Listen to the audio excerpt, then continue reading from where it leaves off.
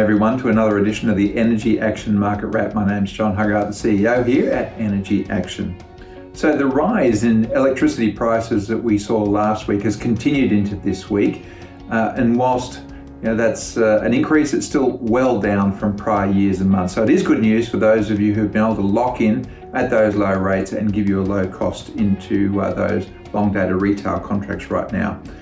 Prices for Cal 21 are rising, but they certainly are well down from previous year.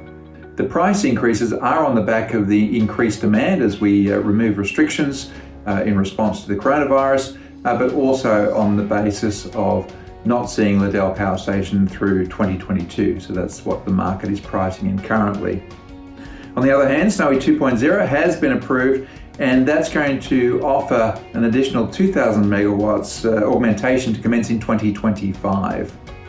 So in New South Wales, Victoria and South Australia, prices for Cal 21 have risen, while calendar year 22 and 23 are more in a period of consolidation at this stage, and we're seeing Queensland start to firm up as well.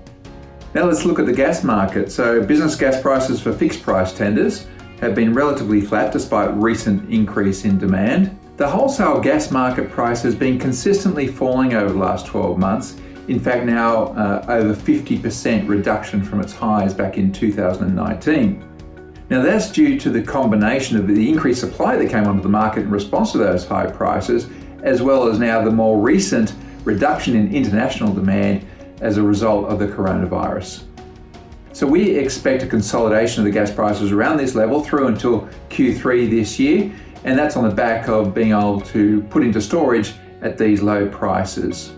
So currently for businesses, the ability to buy on the wholesale market is highly attractive compared to locking into a fixed price contract. Now that's not for everyone, but it's certainly something to be considering for large users of natural gas right now. Let's look at the certificates market. We see LGC prices currently trading at 32.25 with futures pointing lower.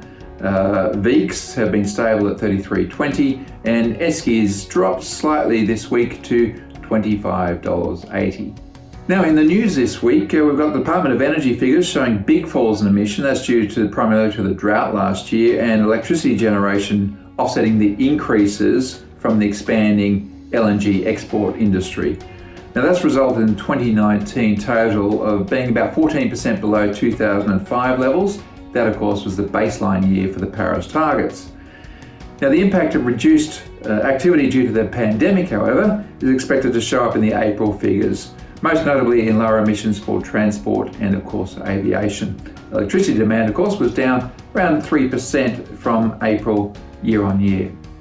And finally, pipeline owner Gemina is proposing a national accreditation scheme for renewable gas that could give a boost to proposals to produce hydrogen and biomethane in the same way that measures to support renewable electricity have spurred the boom in wind and solar power. The introduction of such a system as Australia looks to recover from the economic hit of the coronavirus could unlock regional jobs and business growth while also enhancing security of energy supply. Well, there you have it. It's green gas. That's it for the market wrap this week. Thanks so much for your attention.